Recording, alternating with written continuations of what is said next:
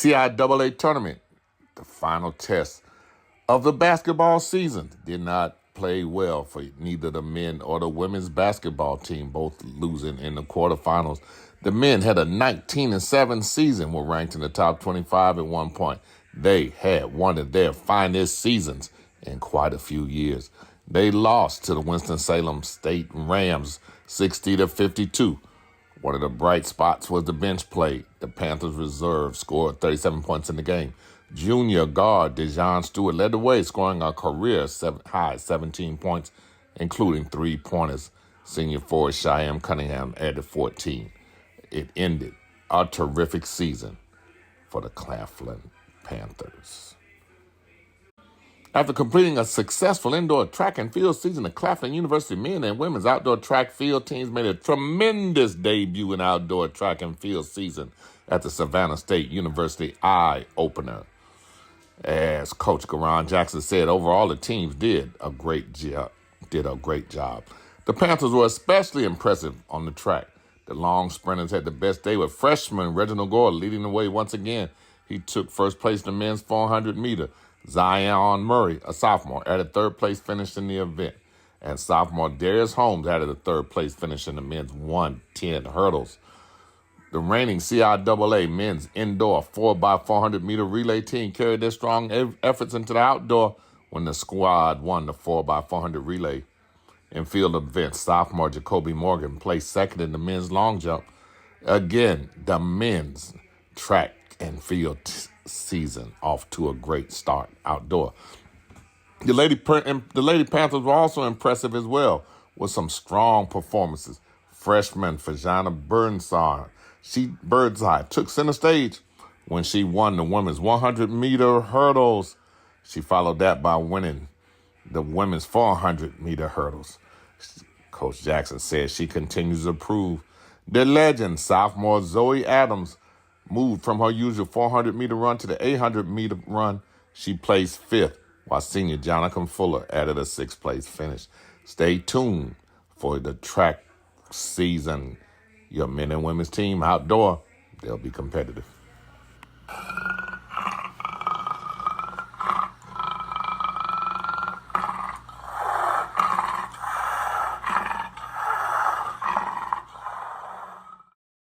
Ladies and gentlemen, INSiiGHTS presents the Claflin Athletics Show, sponsored by Tony T. Chrysler Dodge Ram of Orangeburg, South Carolina. This is March. This is Women's Month. And we're featuring some of the outstanding women who helped make the Claflin Athletic Department roll. Did you hear what I said? It's a reason for those choice of words, because it's rolling. Those Panthers, man, they're on the prowl. So you need to be aware of them, and we're going to bring them to you so you can meet them, get a chance to know them, know some of the things they do. There's a reason I had a back screen behind me. That's just a small percentage of the Claflin athletic shows that you have the ability to go and see. They're on our INSiiGHTS Roku channel. We just call Thursday Claflin Athletic Department Day, because that's all that's up there is Claflin Athletics. You can also get it on INSiiGHTS YouTube. See how I clicked off the Roku? That's to let you know that's where you need to go. But the person, without further ado, I want to introduce to you Miss Dion McCollum. Welcome to the show, Dion. Thank you for having me, Mickey. I appreciate it. Oh, man, how could I have the show and not have you on here? That's the bigger question. How could I not have you on here? Hey, I just feel lucky and honored. That's all that matters to me. Oh, listen to her. The honor is for the people who get a chance to get to meet you, who didn't know you. And in this show, we want to give people an opportunity to know about you. Start this. Tell us a little bit. First of all, tell us your title and exactly what that means, because people have different perceptions of what NCAA compliance means, but it is an integral part of the athletic department. If it's not done well, the negativity that comes to your athletic department and your institution is overwhelming. There's a tremendous amount of responsibility in that position. So tell us a little bit about what you do in that spot. I am the Associate Athletic Director, Director of Compliance, and in my position, it is my goal to make sure we're following all NCAA rules, making sure we're feeding into our athletes on the academic and the athletic side, making sure that, again, compliance is a big deal. So one thing go wrong in compliance and everything can fall apart. So that will never happen on my watch. We will make sure that we are communicating with our conference, with our national office, to always make sure we're above that curve and we're following all directions and protecting our student athletes, our coaches, and our college to make sure we're always, top tier everything that we do. Tell us a little bit more about maintaining eligibility. I mean, you have different entrance requirements that apply to high school, from junior college, if they come out of the transfer portal, and then to make it worse, they change constantly. I mean, just because that's the rule last year or even yesterday doesn't mean it's the rule today or tomorrow. You said it even yesterday. It can change in less than 24 hours.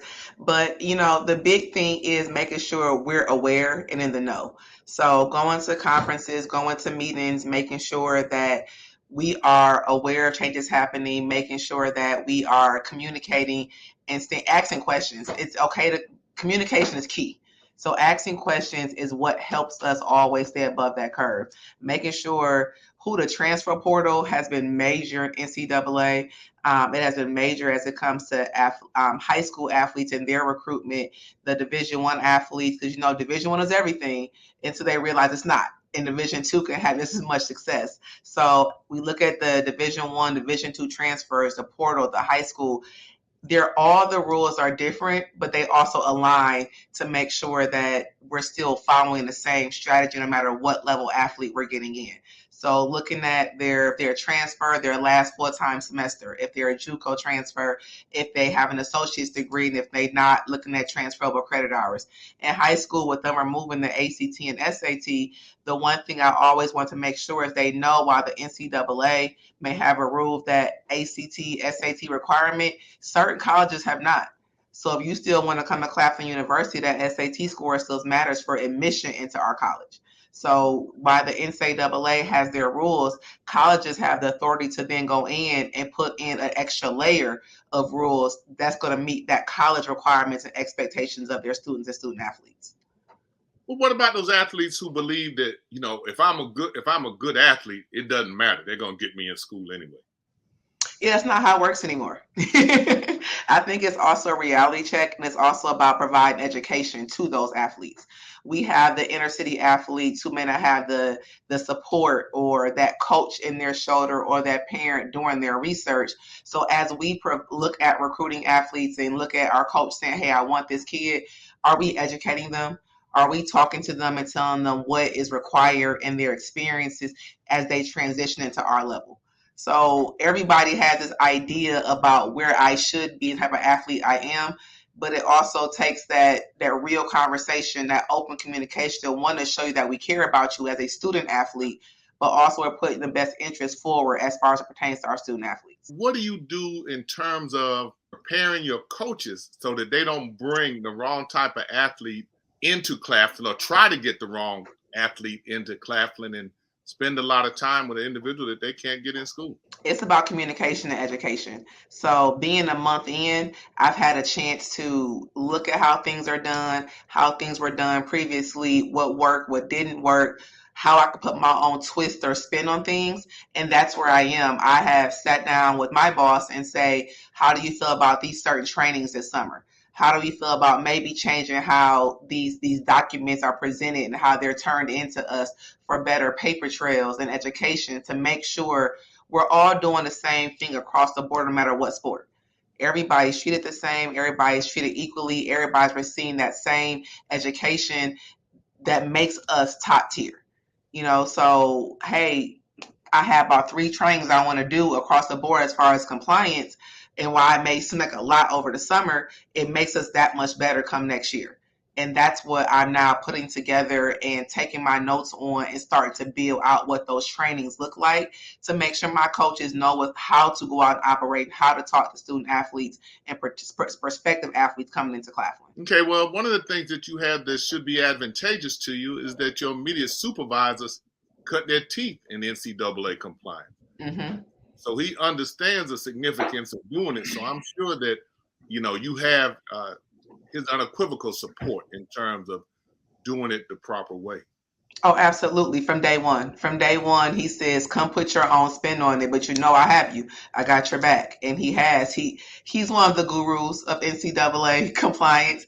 And I think for me, that's just a benefit because I enjoy being a sponge. I enjoy learning more information and new techniques and then finding my own spin to it. So him being who he is only makes me that much stronger in what I do, but he also allows me the freedom to then take that and spin it off to say, making it my own wheelhouse without kind of living in his shadow. You've been a lot of places, you've done a lot of different things. Tell us a little bit about your background. Where do I start? This has been a journey. From junior college athlete, I found a passion for junior college athletics, and then going on to be a Division II HBCU athlete. I found another love there. So my passions kind of intertwined and crossed over where I wanted to be. So I've been blessed to be able to coach at the NJCA level and the NCAA Division II level. I've been blessed to be an athletic administrator at that JUCO level and now at an NCAA Division II level because those were opportunities that were given to me that made me who I am. So now having a chance to sit in my seat and in my role at these levels is just my way of reaching and giving back. And I don't know how to talk about myself a lot because I'm a background type of person, but this grind has been full of passion and desire just to give people the same opportunity that was given to me when I was once an athlete trying to navigate college athletics and being from Detroit and a single mom who put everything into me and my brother. It was to show her your hard work pays off and to see where I am now and where I still have aspirations to be. She gonna know she was a part of that foundation. I'm just blessed to have that woman in my life that now makes me be able to sit here on and be spotlighted on the women's history program, but it all came from a strong woman behind me. You talked about the different things and places you've been. Tell us a little bit about your coaching experience. That has to be able to help you in the position that you're in right now. Oh, I loved coaching. I had the opportunity to coach women's basketball at a collegiate level and build relationships, and I don't ever consider myself like this standout amazing athlete, but I can hold my own. But it was the work ethic behind it. So when I became a coach, I looked for females that had that natural talent, but had the work ethic to go along with it. And I found that success not only at the JUCO level, but in the SIAC and the CIAA. And going to a CIAA tournament this past week and seeing my former athletes, and it's been 10 years, and to get the same hug and reception and say, hey, this summer the whole team wants to get back together, that is the impact you want to leave.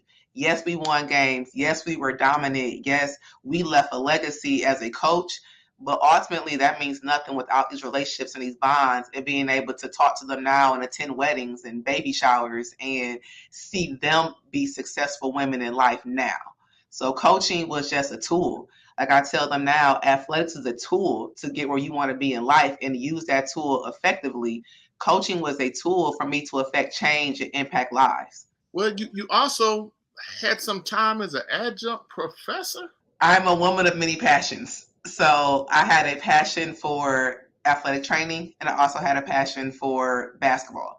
And I found that passion in high school with a teacher and our athletic trainer, Jean Washington. And she was this strong woman who husband coached football, but she had her babies on her arm. And she just laid into us how much it meant about taking care of our bodies. And if you were injured, how to get back healthy and doing things the right way, which triggered my interest into athletic training. So I minored in it in college and then I went and got a master's in it. But I still love basketball. And I said, hey, God, if I had to take this test or you provide me a job in coaching, and it provided me a job in coaching. But that athletic training background, because I've been at smaller schools, she could tape ankles. She can do basic, prevention injury, which then turned into teaching. So at ECSU, they said we have a athletic prevention class open, and I jumped at the opportunity because that basic knowledge can be so good for an athlete, And of course, the class is filled with athletes, but that basic knowledge of injury prevention, I was able to then feed into them about the importance of it. And they understood that as athletes, why I was giving them that knowledge. So, as an adjunct professor, yes, I was coaching. I still got to have that second passion of mine of athletic training and feeding back into our future generations about the importance to take care of their bodies. And if they are hurt, this is what your next steps are. Well, you did all that, and you were also at one point strength and conditioning coach. Okay, that's when I first started. So back in my younger days, I'm not gonna tell my age today, but back in my younger days, that's really how I got my foot into coaching. I would spend summers driving from college to college, from Notre Dame to Vanderbilt, trying to meet these coaches and work these basketball camps tirelessly. But then I also had the opportunity to go to a local high school in Michigan that looked at my talent as an athlete and said, hey, can you come help this smaller school and help our athletes out? And I had the opportunity to go in and just teach what I already knew and loved from my own personal experience and give that back to individuals that were a year or two younger than me. But it gave me an experience to learn about leadership at a young age and to think about myself and say, I can do this. No matter what it is, I know I can go in and I can do it because I did it. And then ended up being athletic director for DC Public Schools. You had a Yes, lot sir. of people up under you in terms of students and coaches. I mean, that DC district's a little special. It's extremely special, and it was a new experience for me to go in and be hired by Stephanie Evans as a director, as one of her assistants. And again, my passion is basketball. So I got to oversee basketball, volleyball, flag football, which was a new emerging sport for girls at that time, as well as tennis. And my whole thing again was leaving impacts. It gave me a chance as a former college coach that always like, hey, the basics, where are the basics? To at the high school level see where the disconnect was from our coaches, because not everyone was a former athlete. Some were just teachers that were filling in because they cared enough about those athletes to make sure they had after school programs and sports. So now it's like, hey, what can I do? Can I go put on clinics for these coaches to help our coaches get stronger? And it made me start reaching out and building connections. So Howard, volleyball coach, who at that time had the only all black female college volleyball program at the time, allowed us to come in and my coaches to come in and put on a clinic to make them stronger at what they do, which also makes that feeder system from our DC schools into those DC HBCUs and colleges even greater. And then that transition to, hey, back in Michigan, we play our state champions on college floors. So, hey, Howard. And we started at UDC and we moved our basketball championships to UDC, which then grew and moved to Howard. And it gave them experience that they never had previously because they were always play at a high school. So now you're at a college venue, you get to go to a college locker room. So the experience in DCIAA will be forever changing for me because yes, it was 120 schools, and yes, I oversaw 100 and something coaches from middle school through high school, and then to put on these tournaments, it just continued to show me where I could grow and what I could do with my career, and that made me, I want to say, a very, very strong athletic administrator because DC is no easy place to work and the politics are real being in Washington. And, I just grew from it. I grew from it and my passion got stronger. And Well, one of the things I do know is your passion for the students. yes. And as you continue to go up that administrative ladder, what effect does that have in your day to day in terms of being able to deal with your passion, and that's these student athletes? One thing is just always being authentic. No matter what role I hold, rather it was the director of athletics at Delta College to an assistant athletic director in DCIAA, where I am now is I'm just genuine. Director of compliance is probably the scariest office to walk in at a college or university because that means you did something wrong or you're missing something or maybe you're ineligible or you're in trouble. And that's not the case. Like, I want to continue to show them that I can support you. I can be there for you as that mama bear, auntie personality, but also making sure you're taking care of business. And that's how they'll continue to know I care. I'm going to be at the games cheering and screaming like a regular fan because I'm going to put that much investment into you. I'm going to make extra trips to make sure you all know you're supported outside of just the paperwork you got to sign and the eligibility center. Like that, these are genuine feelings of care and wanting to feed into you and impact you and making sure you're just growing as an individual. And that's what I want to continue to just be authentic. Kids know when you're being genuine and you're not. And I always want to remain true to my authentic self and showing them that I care. And that's why I'm here ultimately. One of the things with NCAA compliance, when you get somebody in the office, you think you did something wrong, but a lot of times it's the coaches you have to call in the office. Yes, sir. And a lot of times it's because they did something wrong. And you have to Yes, go sir. over and make sure there's a clarification in terms of their interpretation of what's going on. You're so laid back. How do you handle that? Again, this is my personality. They will understand when they're wrong, the reaction they'll get, but it never be a reaction of disrespect. It's a lesson learned. I'm going to have a conversation followed up with an email to make sure everybody's on the same page.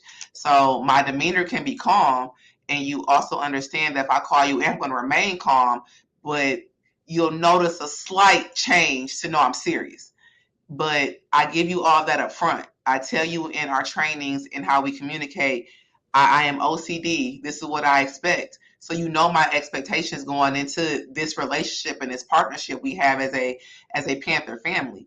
So if you know the expectations, if you get called in as a coach to say you aren't following those expectations, you can't be surprised at the reaction you get because you were told up front.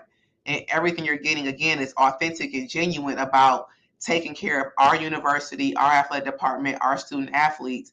It takes me and you to do it. So as long as we're all on the same page, coaches will know that, we are a family, and families argue when they disagree. But ultimately, the end picture and the end vision that is set forth by TO is what we're trying to accomplish. And I am just a vessel in trying to ensure we accomplish those goals and that vision that is set for our athletic department. Well, one of the things people don't understand is the ultimate NCAA compliance officer is the president of the university. And your job is to protect Claflin University. Yes, sir. And at the end of the day, whatever somebody does something, it's not personal, but you have to protect Claflin at the end of the day. Because yes, all it takes is one incident or one misunderstanding, and it blows up, and all the negativity comes in the president's office and against the brand. And that's something that you have to be cognizant of, I'm sure, with everything. Yes, sir. Yes, sir. Every day. Every day. And we also have a president that's very involved in athletics. So to know that they're all looking at you and expecting you to be aware. It's like I have my expectations for the coaches and our student athletes. They have their expectations of me. And I am diligent about making sure I follow all my expectations and get the job done. With all the things that you've done, what would you say is, give me an idea of one position you held, which is hard, that you think really helped prepare you for where you are now? That is a really hard question because I feel like I've been all over the world. If anything, I would say holding a position of director of athletics at Delta College. I always told myself I will always play a background role and be the assistant coach. I never had desire to be a head coach. I like the behind the scenes grind of athletics compared to being the face. When I went to Delta College, it was one, a tool for me to get home, but also a way for me to say, can I really do this? Is this really what I'm cut out to do? And am I strong enough to do it?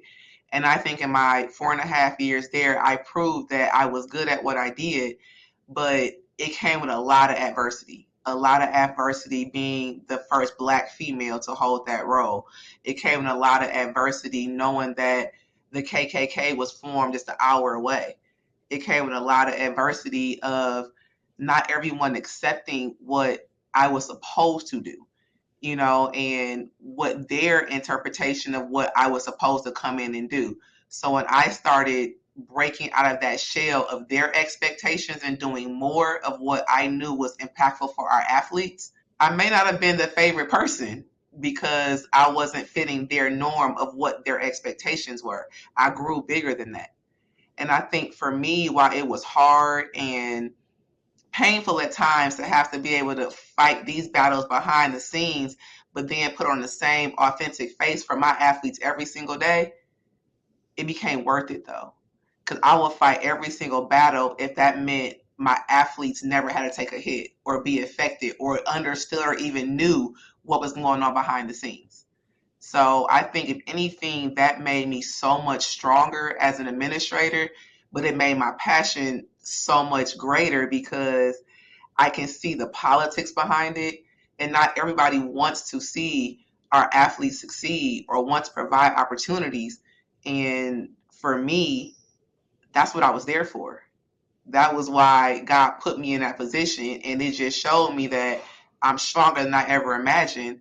And the impact I left, no matter white, black, Asian, those are still my babies to this day. And we still talk. And there was a lot of tears when I left because I think everyone knew it was going to change. But the way that the place that I took it to is what I was supposed to do. And that was my assignment from God. And now it was time to walk away. So I knew I can do it, but it was a learning lesson, and it was just a growth moment for me to say, Okay, Miss first Black female athletic director at Delta College in History Month, in Women's History Month.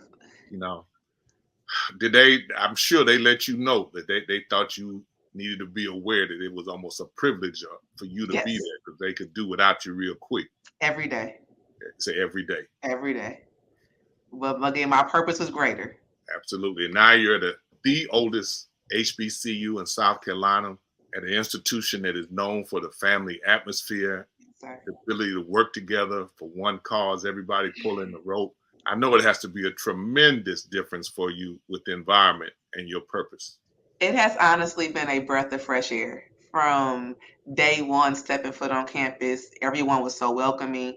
Everyone was eager to have me here. There were, when I met Miss Matisse Lee, she's like, I got it. We are two like-minded individuals where we work hard. We don't mind the hours. We don't mind to do the dirty work. And I think I was so used to being alone in that avenue that to get here and to have the president's support and be at games cheering, to VPs traveling to CIAA tournament, to sit down with TO and him being able to break down his history, and then finding out people that we have in common, people that I lean on, from Dorita Ratcliffe to Renee Miles Payne to Kiki Barnes, are all women I find as legendary trailblazers for women like me. And my boss is best friends with them. So it's like, it's just everyone here being the strong academic school they are, being top 3 in HBCUs, seeing the softball team and track team come in and win CIAA championships, being so new to this conference, it is a special place. I don't think I could have ever asked for this type of experience coming from where I came from, and the life they feed into you has been a total blessing. And having been on Claflin University's campus and worked in HBCU culture for many, many years, I have to honestly say that Claflin's a special place, and Yes, sir. you can feel it the minute you're on campus. As you say, people's sincerity comes across in spades, And so I'm really glad that we're able to have you, Miss Dion McCollum, as part of our Women's History Month and lead it off for Claflin University. I told your athletic director, I said, you got a real special crew there between Dion and Matisse. They're two young ladies who go get it, and they have your back, and they believe in loyalty. And that's an incredible accomplishment for both of you. Thank to you. help build the relationship and build the successes at Claflin. Thank you. Thank you. We wish you much success. We appreciate you being on.